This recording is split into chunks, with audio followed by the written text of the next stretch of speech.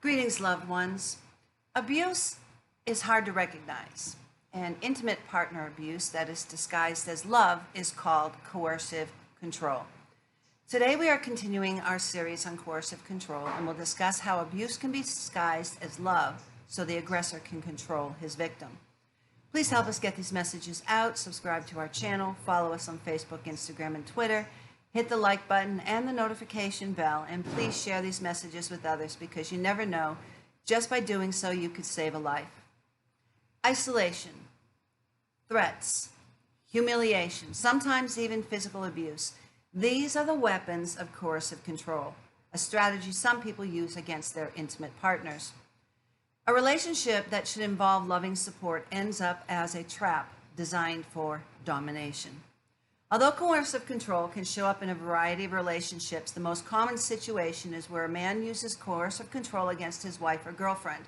However, people of any gender and orientation can be victims or victimizers. Victims of coercive control grow anxious and afraid.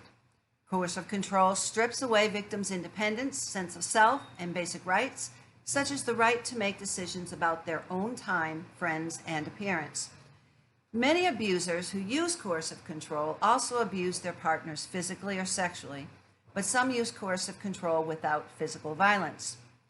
Outsiders may not be able to see the signs of coercive control in a couple because those who use it are often quite charming.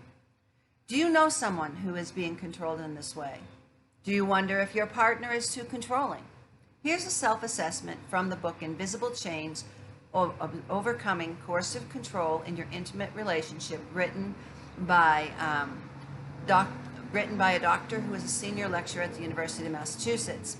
Victims of coercive control often feel like hostages, and over time, being grilled, criticized, stalked, and monitored may come to seem routine and inescapable. Victims often blame themselves as they feel despairing or disoriented. It's easy for a person in this position to lose confidence and accept their partner's view of reality. They may feel confused as they are told again and again that they have triggered their partner's behaviors by doing something wrong. At the same time, to keep the peace, victims may suppress their own desires, silence their voice, and detach from loved ones. Unfortunately, victims typically do not see the connection between their partner's control and their own isolation until time has passed. Losing self-confidence and close relationships at the same time can be paralyzing. And people who get caught in the web of a controlling person are no different from others. They only have the bad luck to become involved with an abuser at a time when they are especially vulnerable. Typically, an abuser will lavish attention on a survivor at the beginning of the relationship. And over time, the abuser becomes jealous, monitors the survivor's whereabouts, and restricts his or her interactions with others.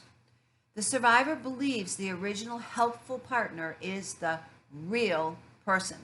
And if the survivor does things right, the abuser will go back to being wonderful again. At times, the abuser may act loving if this seems like the best way to maintain control. Loving acts become another controlling tactic, and abusers will not change without intensive intervention. Once a controlling person has caught a victim in his or her web, they will do everything they can to prolong the relationship, and sometimes they will threaten, stalk, assault, or even murder the victim if he or she leaves, or if the abuser suspects that he or she is trying to leave. For this reason, even if there is no physical violence, it is important for a person who is being controlled to contact a domestic violence agency or advocate and create a safety plan. It was only a couple of decades ago that society gave a name to sexual harassment, dating violence, marital rape, and stalking. And the problem of coercive control needs to be similarly named and recognized so that we can eliminate it. We all need to learn more about coercive control so we can offer the right kinds of support and not allow victims to become isolated. With 1 in 3 women experiencing domestic violence worldwide, the question is not if you will encounter a victim of violence. The question before God is, what will you do when you do encounter them? You could be the person who saves a life. You are called. We are all called to be champions for justice. And those who suffer violence need to know that those who love them and those who don't even know them will step out and reach out to them to give them the help and the courage they need to leave before it's too late. Help us get these messages out. Subscribe to our channel, follow us on Facebook, Instagram, and Twitter. Hit the like button and the notification bell, and please share these messages with others. You never know, just by doing so, you could save a life. If you are a victim of violence, listen to me. You are valued. You are loved. You are intelligent. You are beautiful.